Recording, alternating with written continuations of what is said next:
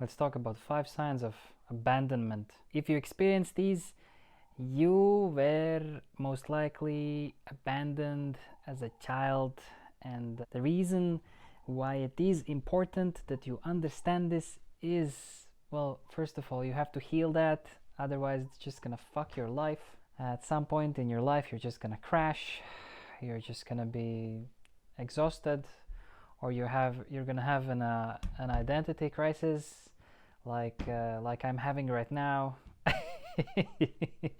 It's just gonna suck, but I guess I do have to say that all of it is part of, life and your journey, and you're gonna hit that point either way you want it or not. It's just gonna be there, and you can't really do much about it. But if you do get some awareness in there, it becomes somewhat exciting and interesting, because you have a sense of understanding of what's going on with you, because a lot of the time you just don't understand.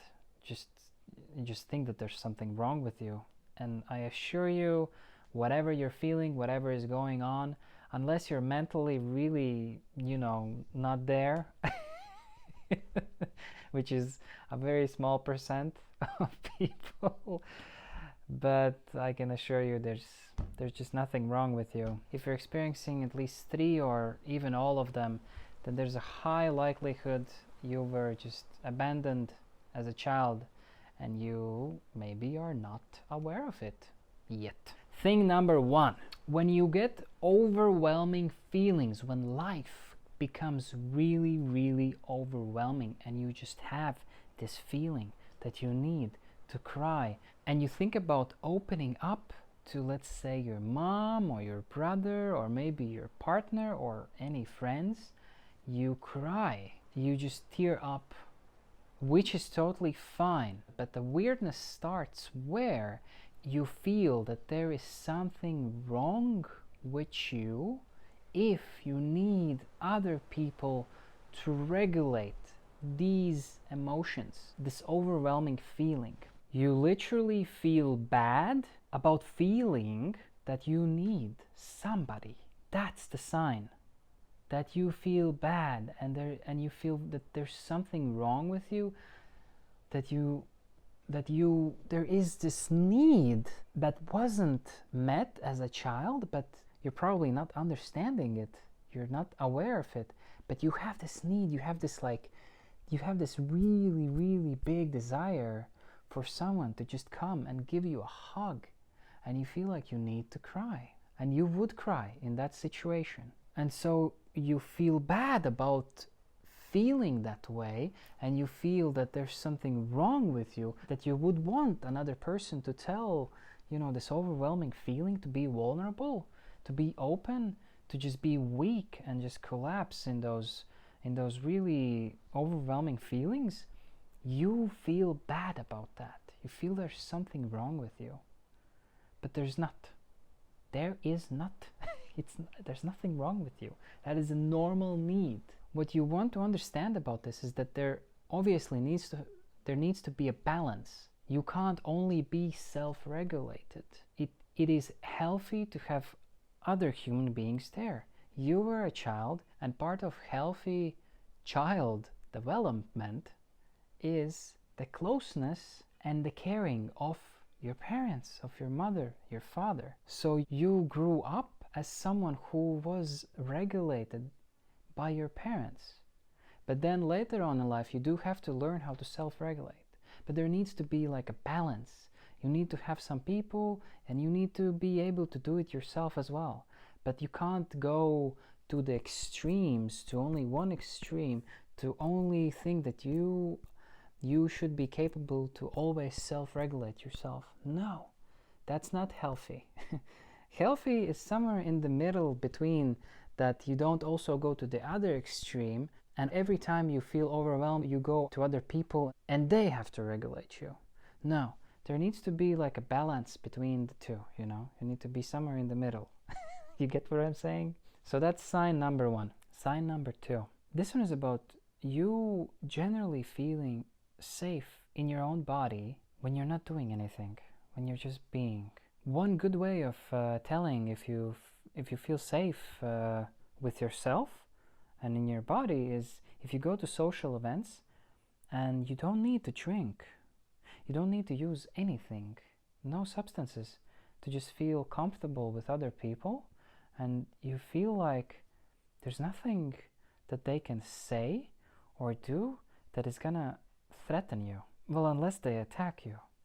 But if they do attack you, you feel that you have the capability to protect yourself, or you know that you're going to protect yourself, because you might be feeling that you just don't have that capability to stand up for yourself. If you don't feel like you have that capability to stand up for yourself just because you feel insecure in yourself, and that's a big telltale sign of childhood abandonment, it's just insecurity. And I guess this whole point is about that.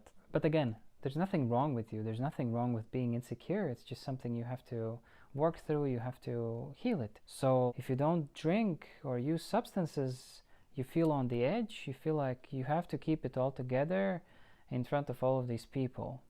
And you don't feel relaxed because you always feel like you're scanning for danger in a way. And some of this has already originated when you were in school. Maybe most of it, actually. For me, most of it originated in school, like when I was just always anxious, always scanning for danger, always in this flight or fight, freeze or fawn, sympathetic nervous system state, where just where your nervous system is just not relaxed, so you don't really feel safe, and that drains you. And then just being with yourself, like not doing anything. If you can't feel peaceful when you're not doing anything, if you always need a phone, if you always need a TV, if there always needs to be something to stimulate you, then that's a sign that you're just not feeling safe. I hope it makes sense. So that's sign number 2. Okay, sign number 3. And I kind of already touched upon that the sympathetic nervous system state, this state of danger anticipation, drains you. Oh, it drains you like crazy. If you experience childhood abandonment, you're definitely not feeling safe, and your nervous system is on the lookout. And so that drains you and you're tired. But the thing is, for most people, this tiredness, this exhaustion, it becomes the norm.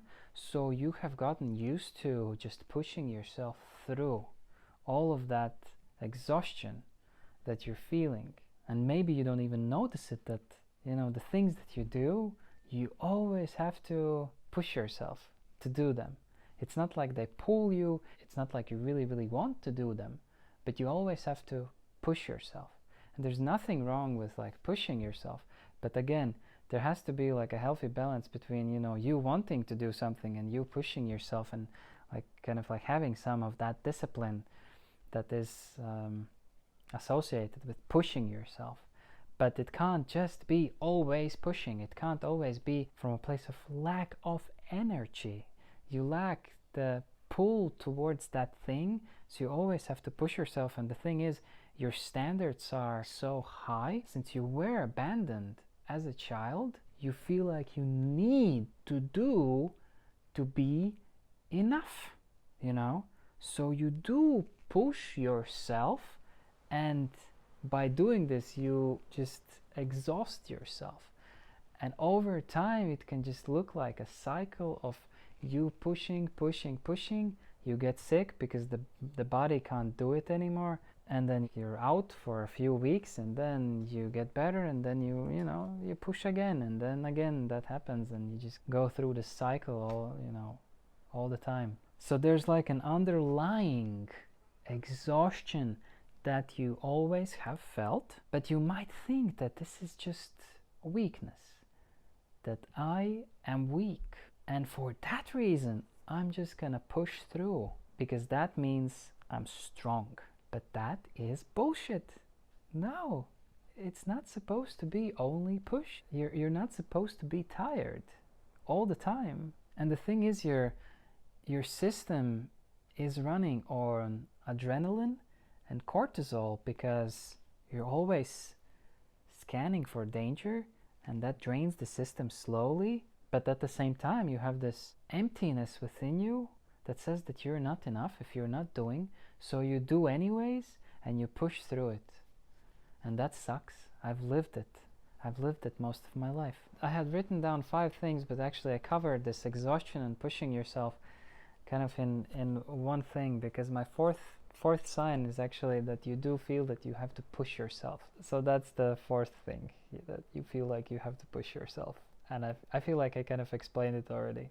5th sign that points towards you being abandoned as a child is this loneliness, this heaviness that you carry. It's this feeling that no one really understands you. It is a sense of desperation. You're desperate. You feel you're reaching all the time. Especially you're reaching for stimulation, for your phone, to look at the screen.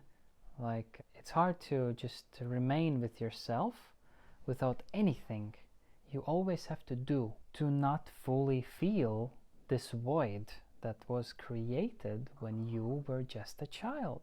And it's so crazy to think about, from the ages of when you're born up to the age of 7 is when we develop our beliefs about the world, is when we develop how we view the world. We're like sponges. In these ages, our brains are predominantly in theta waves, and when you're in these waves, you're rapidly learning about what is the world like. So if you were abandoned as a child, you were feeling all these lonely feelings, you were feeling desperate for your mom, your dad, your siblings, just desperate for that closeness that a child really needs, and no one was there to meet that need. All of those feelings, emotions, they were stored, and a cycle of processing them was not completed. So they're still there, and they're still coming up, and they're just like, knocking on your door, and they want to be processed. And you can do this. You can do this on your own. You just have to sit with yourself.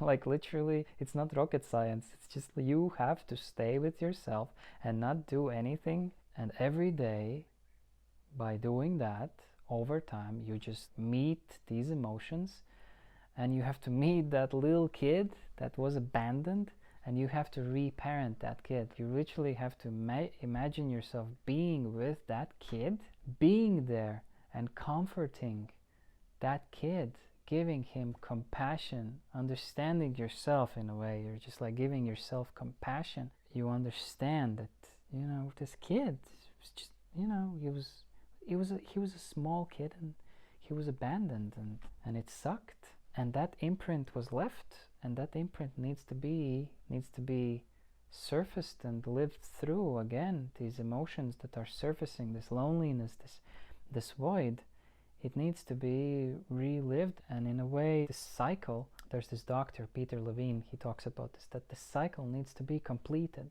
But yeah, these feelings are just a feeling of desperation. In a way, it's a feeling of worthlessness. It's a feeling of loneliness.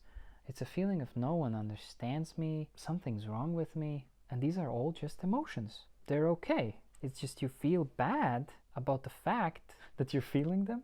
So you're hard on yourself.